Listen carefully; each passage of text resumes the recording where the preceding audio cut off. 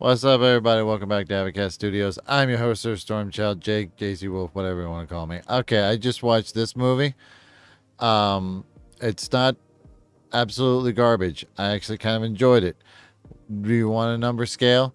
6 out of 10. Thank you for watching. No. How I rated it out of 6 out of 10. Oh, Carl, intro. I honestly, I did like it. To talk about that for a second. Um, I I did enjoy this. It looked really good. However, it was long.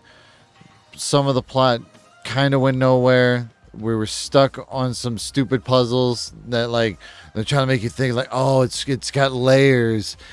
I'm like, no, dude. Like the answer is Apple. Just kind of move on with it and let's like get some more action on there. There should have been more action. It was a bit like a good movie, but like ruined because it's slow, like Tinker Tailor Soldier Spy. It feels like that kind of deal. Number one of all time. It's The Dark Knight. That movie's fantastic. It's got great performance. It's funny. It's really dark. It's just so well acted, and it's like the scope of it works so well.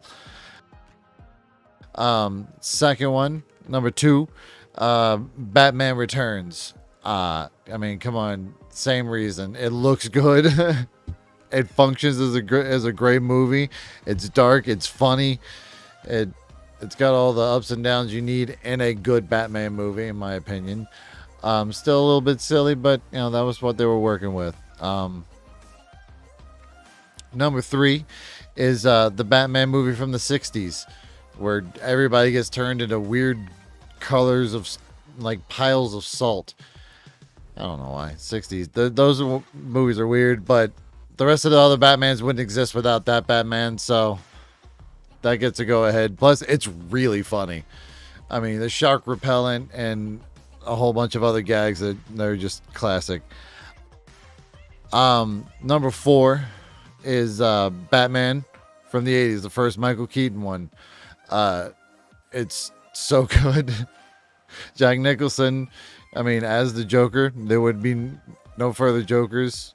I mean, obviously you got Cesar Romero and all that from back in the day from the previous one, but like those two combined made everybody, even Jared Leto, I know. But I still liked his kind of version of it. Sorry. Moving on. Carl. Moving on, number five, Batman Begins. I saw that in a tiny theater that was hot. There were babies crying, and I did not give a shit. You just kind of focus on what's going on the screen, and magic happens. That movie is really good. It's slow. The ending is kind of weird, where when he's fighting his mentor, and I just think that could have been saved or like never like revisited. Like you set that up for something in the future, but everybody wants to destroy Gotham, so that kind of loses points for me. But the Joker one, the next one, just I don't know, something about it clicks.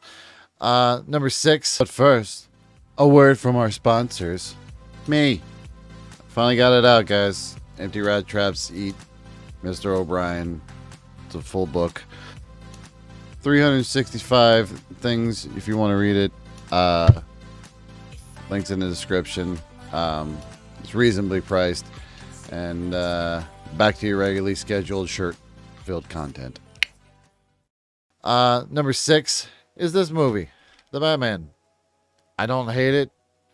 Parts of it are actually really funny, but I don't think they were intended to be. Everybody whispers in this movie, and I have no idea why. They're like, oh, we're going for realism. It's going to be fantastic. And I'm like, dude, they got a big bat signal that they just kind of like welded together in the heat of the moment. And, they're like at least 6-7 stories up. There's got to be some wind just a whipping, and then they're just talking to each other real nice and close. And it's kind of weird. And then somebody over here says something like this, and then like everybody goes back to like, oh no, they can't know that we're talking to each other. I'm like, then stop standing next to a giant fucking light bulb. Overall, I enjoyed that movie. Paul Dano was like incredible as the Riddler. Uh, two thumbs up, honestly. If you haven't seen Batman, it's slow, but yeah, it's good. Justice League has the same problem, but it's well worth it. Number 7 is Batman Forever. Um, it's memorable because you got Jim Carrey in there, and that's really all you need. Now, Val Kilmer is actually really good as being both Batman and Bruce Wayne, whereas Michael Keaton was really being Batman, not so much Bruce Wayne.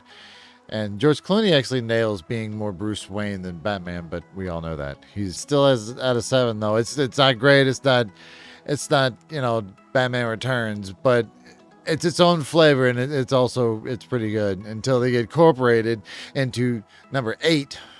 That's not 8. Yeah, I know math. Um,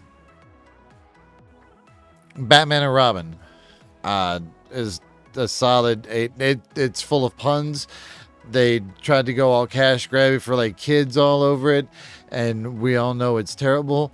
But you need to chill out. It's so weird, and I always thought that is it Chris O'Connell or O'Donnell, whatever. I think he should have been like Nightwing or something. He would have been amazing as that. But anyway, moving down the list to the one that I don't hate the movie.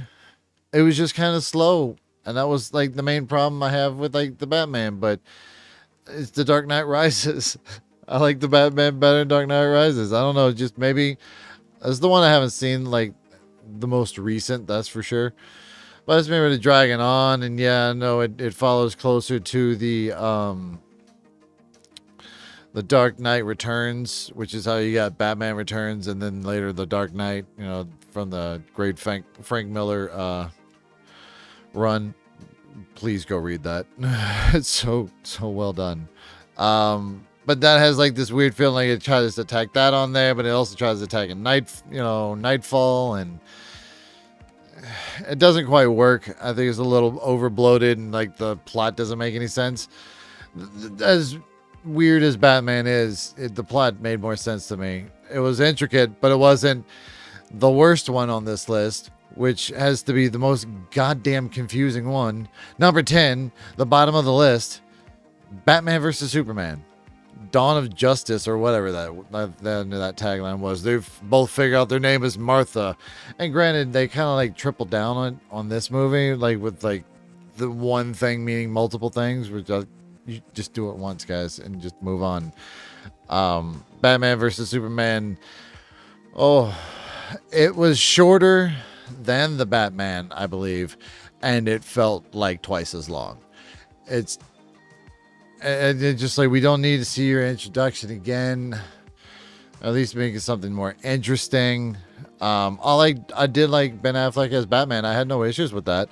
I don't know. It was the plot and everything, and then it was overly convoluted, and none of that made any sense. I'm like, he doesn't fit that. He would be better as like the Riddler, but this guy nails the Riddler. Paul Dano, way to go. Oh, I have to say, the Batman, if you have to summarize what this version is, basically take the look and the scope of the 80s one, well, like more like the Batman Begins, where everything tries to look realistic, add in a whole layer of the movie 7 on top of it, where everything's either it's raining, it's foggy, and you can't see shit sometimes. But I have good contrast on my TV, so I was able to see it fine. It was just like, is he coming out of the shadows or what? It was overly long.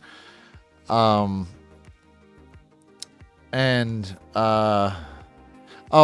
the movie, the game Watch Dogs. Basically, when he's not dressed up as Batman, he just runs around. Just, I kept waiting for him to like pull out a fucking a drone or something, but the contact lens as like the camera and the communication device. I like that. That was a nice touch. Overall, I yeah, go watch that movie. Thanks so much for watching. I hope you have a beautiful day, wherever you get up to. Happy 4th of July. If I get this out in all time. I'll see you beautiful, beautiful people in the next one. Later, guys.